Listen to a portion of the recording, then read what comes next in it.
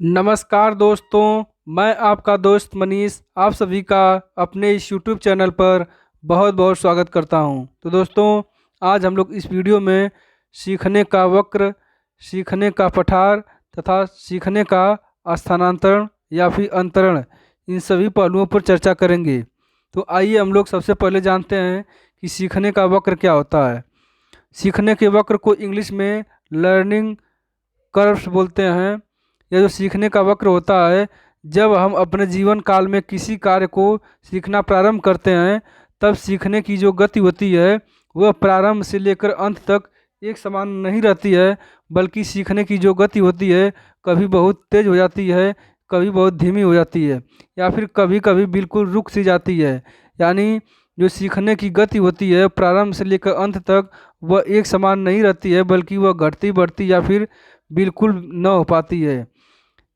यदि सीखने की इस गति को एक ग्राफ पेपर पे अंकित किया जाए, एक ग्राफ पेपर पे इसको रेखांकित किया जाए, तो सीखने की वक्र रेखा जो बनती है उसी सीखने के वक्र रेखा को ही हम लोग सीखने का वक्र रेखा कहते हैं। और यह जो सीखने का वक्र रेखा होता है यह बालक की उन्नति अथवा अवनति को दर्शाता है। यानी सीखने का जो वक्र है वह बालक के विकास अथवा अवनति को दर्शाने का काम करता है।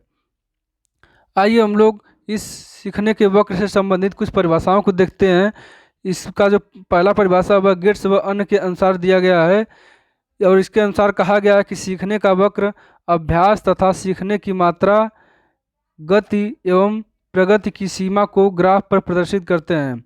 यानी यह कह रहे हैं कि जो सीखने का वक्र होता है इसमें जो बालक होता है वह अभ्यास करता है, और फिर वह कितने गति से अभ्यास कर रहा है, कितने कितने गति से या फिर कितने समय सीमा में वह उस संबंधित विषय वस्तु को सीख रहा है, उसके समय तथा उसके मात्रा के बीच जो संबंध बनता है उसी को जब हम लोग ग्राफ पे प्रदर्शित करते हैं तो उसे ही हम लोग सीखने का वक्र कहते हैं।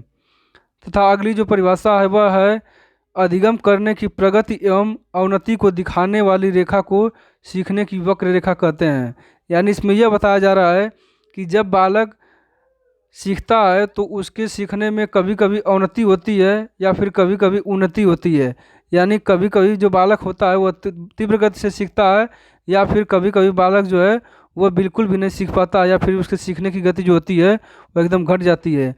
तो यह जो सीखने का जो वक्र होता है यह वक्र रेखा बालक के उन्नति अथवा अवनति यानी प्रगति अथवा अवनति को ही दिखाने का कार्य करता है। अब हम लोग अधिगम के वक्र रेखाओं को देख लेते हैं कि यह कितने प्रकार का होता है। तो अधिगम संबंधी जो वक्र रेखा है वह 4 प्रकार का होता है, लेकिन इसमें मुख्य रूप से जो इम्पोर्टेंट होता है, जहाँ से प्रश्न पूछा जाता है, वह 3 प्रकार ही होता है। इसमें जो पहला प्रकार है यहाँ से प्रश्न उतना नहीं पूछा जाता है। तो जो पहला प्रकार है इसको सरल वक्र, समान निष्पादन वक्र या फिर रेखी त्वरण वक्र कहते हैं। इसमें जो बालक होता है उसके सीखने का जो मात्रा होता है तथा उसका जो समय होता है उन दोनों में समान अनुपात होता है। यानी बालक प्रारंभ से लेकर के अपने जीवन पर्यंत तक एक ही रूप में सीखता है, यानी एक ही समय सीमा में सीखता है। उसके सीखने की जो गति होती है न तो कभी घटती है न तो कभी बढ़ती है, यानी वह शुरू से लेकर के अंत तक जीवन पर्यंत तक एक ही गति से सीखता रहता है। तो ऐसे वक्र रेखा को समान निष्पादन वक्र कहते हैं। ऐसा जो रेखा है यह जिंदगी में कभी नहीं आता है, इसलिए यहाँ से प्रश्न नहीं बनते हैं। क्योंकि कोई भी बालक इस दुनिया में, कोई भी जंतु या फिर कोई भी मनुष्य है, जब वह जन्म लेता है और उसकी मृत्यु तक जब वह सीखता है तो उसके सीखने की गति में उतार चढ़ाव या फिर धीमा या फिर तीव्रता यानी धीमे और अधिक तेज यह गति उसमें आती रहती है। यानी कभी ऐसा नहीं होता है कि बालक जन्म से लेकर के जीवन पर्यंत तक एक ही गति से सीखता रहे। अगला जो सरल रेखा वक्र है, अगला जो वक्र है उसका नाम है उन्नतोदर वक्र, जिसको इंग्लिश में कॉन्वेक्स टाइप्स ऑफ कर्व बोलते हैं। इस वक्र को नकारात्मक वक्र भी बोलते हैं। यह जो वक्र होता है इसमें जो बालक का सीखने का गति होता है वह प्रारंभ में बढ़ता है, फिर आगे चल करके उसमें डिक्रीजमेंट होता है, यानी उसके जो सीखने की गति होती है वह धीरे धीरे घटने लगती है। यही कारण है कि इस उन्नतोदर वक्र रेखा को घटता निष्पादन वक्र, कर्व ऑफ डिक्रीजिंग के नाम से भी जानते हैं।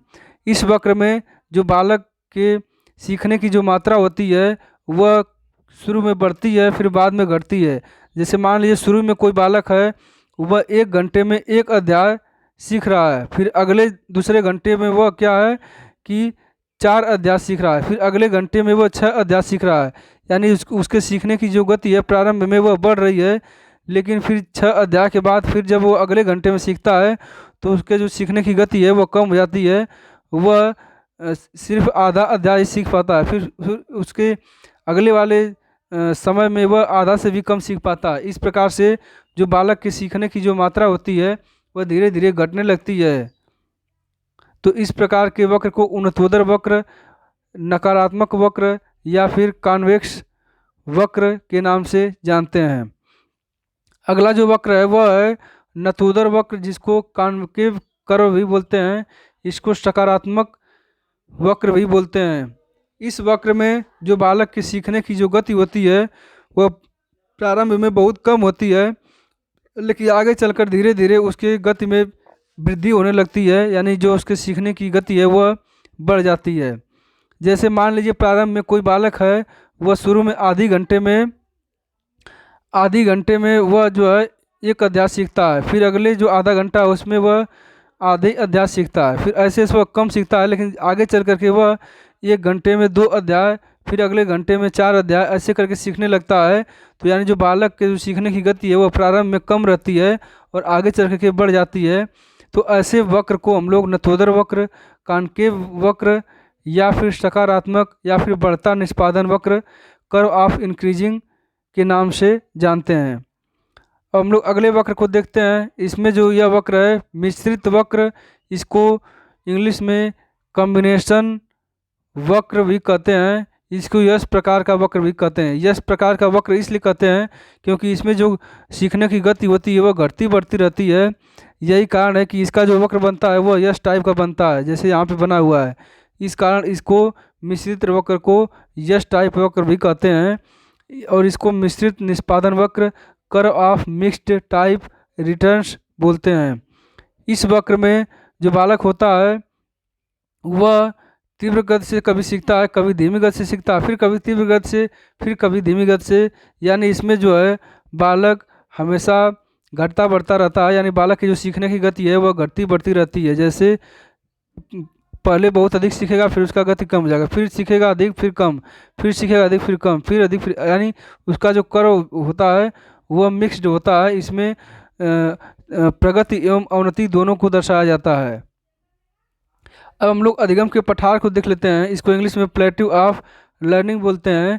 जो अधिगम का पठार होता है, जब सीखने के दौरान बालक न तो आगे बढ़ पाता है और न ही वो पीछे आ पाता है, यानी उसके सीखने की जो गति होती है न तो उसमें प्रगति होती है न ही अवनति होती है, बालक वहीं पे रुक जाता है।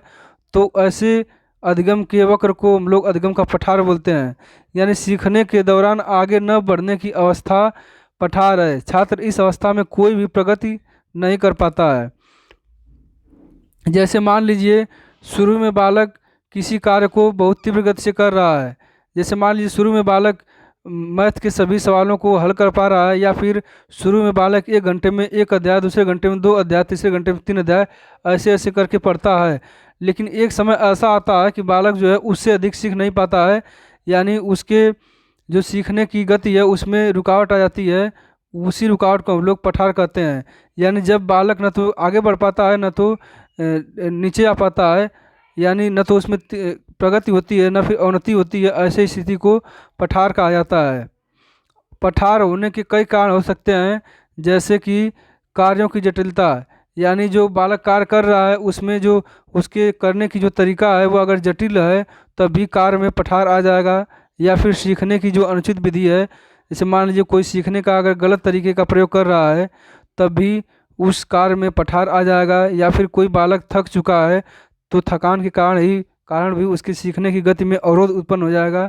या फिर उस बालक को संबंधित कार्य में कोई रुचि न हो, कोई इच्छा न हो उस कार्य को करने में, इसके कारण भी बालक के अधिगम में पठार उत्पन्न हो सकता है। या फिर शारीरिक अस्वस्थता, यानी बालक जो है वह शारीरिक रूप से अस्वस्थ है या फिर मानसिक रूप से अस्वस्थ है, तो ऐसे बालक का जो अधिगम का जो पठार है उसके सामने उत्पन्न हो जाता है, यानी अधिगम की जो गति है उसमें रुकावट अथवा अवरोध उत्पन्न हो जाता है। अगली जो कारण है वह है प्रेरणा की कमी। अगर बालक अंदर से मोटिवेट नहीं है, अभिप्रेरित नहीं है, आंतरिक अभिप्रेरणा उसको नहीं मिला है, अगर उसको बाह्य अभिप्रेरणा मिला है तो बाह्य अभिप्रेरणा हटने के बाद वह जो बालक है उसके अधिगम की प्रक्रिया में पठार उत्पन्न हो जाएगा। और अगली जो कारण है वह है पुरानी आदतों का नवीन आदतों से संघर्ष। यानी मान लीजिए कोई बालक पुरानी आदत को सीख चुका है और वह आदत उसको डिक्रीजमेंट की तरफ ले जा रहा है, यानी उसको अवनति की ओर ले जा रहा है। तो जब बालक अग्रसर होगा यानी प्रगति की तरफ जब जाएगा तो उसकी पुरानी आदतों को उसको छोड़ना पड़ेगा, उसको निषेध करना पड़ेगा, उस पुरानी आदतों को जो है बाइकाट करना पड़ेगा, ख़त्म करना पड़ेगा। और इसके लिए बालक को जो है अपने नवीन आदतों और पुरानी आदतों के बीच संघर्ष करना पड़ेगा। यह जो पठार का कारण बताया गया यह हलिंगवर्थ महोदय तथा प्रोफेसर क्रूज के द्वारा बताया गया है। अब हम लोग अधिगम स्थानांतरण को देखते हैं। अधिगम स्थानांतरण को अधिगम अंतरण भी कहते हैं, इसको इंग्लिश में ट्रांसफ़र ऑफ लर्निंग बोलते हैं। यह जो अधिगम अंतरण होता है, अधिगम स्थानांतरण होता है, यानी जब बालक पूर्व में सीखे गए कौशल का नए सीखे जाने वाले कौशल पर पड़ने वाले प्रभाव को अधिगम का अंतरण कहते हैं। यानी जब कोई बालक कोई पूर्व में ज्ञान सीखा हुआ है, फिर उसको जब नए ज्ञान को जो सीख रहा है उसमें उसका पूर्व ज्ञान जो है अगर उसको प्रभावित कर रहा है तो ऐसे अधिगम को हम लोग अधिगम का स्थानांतरण कहते हैं। जैसे मान लीजिए कोई कार चलाने वाला व्यक्ति है, वह अगर जब ट्रक चलाएगा तो कार चलाने में जो भी उसको अधिगम हुआ है, जो कुछ भी वो सीखा है, उस सीखने का उस गुण का प्रयोग वो ट्रक चलाने में जब करेगा तो यानी उस बालक का जो पूर्व प्रचलित ज्ञान है, पूर्व ज्ञान है, वह नवीन ज्ञान में जो है सहायता प्रदान करेगा। तो ऐसे ज्ञान को हम लोग अधिगम अंतरांतरण या फिर अधिगम अंतरण के नाम से जानते हैं। जैसे मान लीजिए एक साइकिल चलाने वाला व्यक्ति जब एक मोटरसाइकिल चलाता है तो साइकिल चलाने में जो भी वह सीखा रहता है उस गुण का, उस प्रक्रिया का उपयोग वह मोटरसाइकिल यानी बाइक चलाने में प्रयोग करता है। तो ऐसे अधिगम के प्रभाव को, ऐसे अधिगम के अंतरण को ही हम लोग अधिगम स्थानांतरण या फिर अधिगम अंतरण कहते हैं।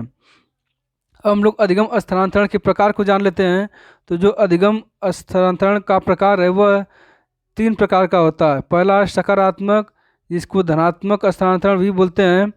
इसमें जो बालक होता है वह पूर्व में सीखा गया ज्ञान या फिर पूर्व में सीखा गया कौशल नए सीखे जाने वाले कौशल में सहायता प्रदान करता है।